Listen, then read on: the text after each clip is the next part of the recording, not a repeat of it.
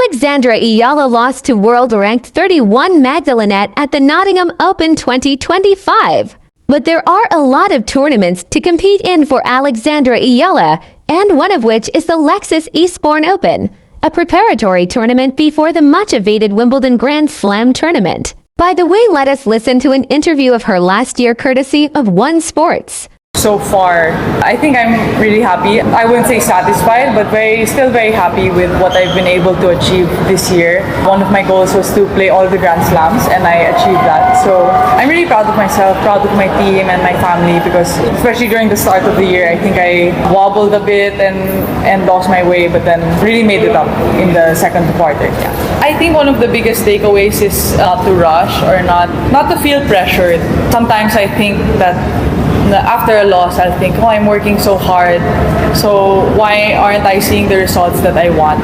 And I have to remember that everyone else is working the same amount, if not more. So that also pushes me to work harder. And although rest is super important in the journey, you still have to find your limits and try to push them. A big goal for me would be to play in the main draw. I think it would mean a lot to me to be there. The last 3 slams, I've gotten really, really close, which is good, but at the same time, sometimes can be disheartening that, I lost in a very tight battle. But in the end, you look back on it and you know what you need to improve.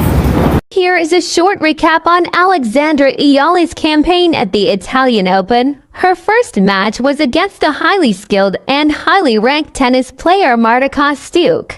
But there was a 12 hours of delay. Marta Kostyuk won. But she is still participating in the doubles event with Coco Gauff versus their first opponent in the doubles event named Fanny Stoller and Alexandra Panova, whom they defeated. After which they were greeted in the next round by an all-Italian team which consisted of Tyra Grant and Lisa Pigato, whom they defeated as well. In the quarterfinals, they met the Italian duo of Jasmine Paolini and Sara Errani, who are the crowd favorite because they are from Italy. But this time Alexandra Eala fell short in a highly contested match that could go either ways. Coco Gauff, the ranked 3 in the world, also the teammate of Alexandra Eala, reached the finals, and guess what? Her opponent is the Italian team captain of the duo that defeated them in the quarterfinals, named Jasmine Paolini, a world-ranked 6th tennis player. The match seemed to be designed for redemption, but it was a one-sided match in favor of Jasmine Paolini.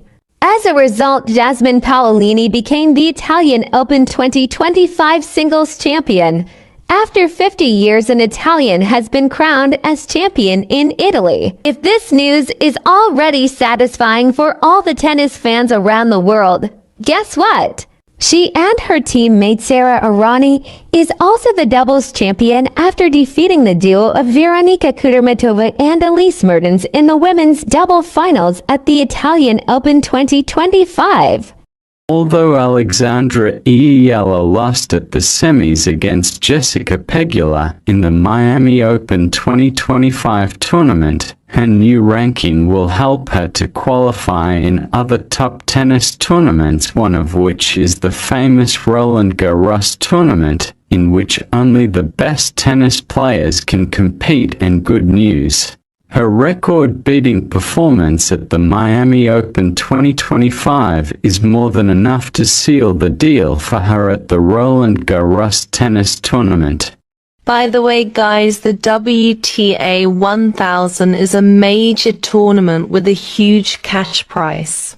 But the highest level of tournament are the 4 Grand Slams: the Australian Open, French Open, Wimbledon, and USA Open. Alexandra Eala, a Filipina tennis superstar, was honored with the Premier's Tanglao Trophy by the Philippine ambassador to Spain, Felipe Lu Huellier. Alexandra Eala is the first junior Grand Slam champion in Southeast Asia, the first Filipina to be included in the top 100 in the world. She is also the only Filipina to defeat 3 Grand Slam champions in a row. But of course, Every hero has a weapon, and Alexandra eala's trusted weapon is Babolat Pure Aero Unstrung. In 2018, at the age of 12, Alexandra eala won the Les Petits as Le Mondial in France. In 2018, Alexandra eala studied at the Nadal Academy for 5 years as a full-time scholar. In 2020, she is the only Filipina who won the Australian Open Juniors double with her Indonesian partner Priska Nugroho. In 2021, at the age of 16, she is also the only Filipina who won the Roland Garros Women's Junior Doubles, also known as the French Open Women's Junior Doubles, with her Russian partner Oksana Selekhmedova. In 2021, she received her first ITF Pro title. In 2022, Alexandra eala becomes a US Open Junior Singles champion after defeating Lucy Havlikova. In 2023, she graduated from the Nadal Academy and received her diploma in between Iga Swiatek and Rafael Nadal. In 2024, she won both junior doubles and singles at Vitoria-Gasteiz, in Spain. And of course, who would forget her Grand Slam slaying performance against 3 Grand Slam champions at the Miami Open 2025. She is also the first Filipina to be included at the top 100 women tennis players. Although Alexandra eala lost at the semis against Jessica Pegula in the Miami Open 2025 tournament, her new ranking will help her to qualify in other top tennis tournaments, one of which is the famous Roland Garros tournament, in which only the best tennis players can compete. And good news, her record-beating performance at the Miami Open 2025 is more than enough to seal the deal for her at the Roland Garros tennis tournament. By the way, let us listen to a tennis analyst on what she has to say to the performance of our countryman Alexandra eala. If you haven't heard of Alexandra eala, we can't blame you. She only had 2 WTA wins to her name before she took the court at the Miami Open last week.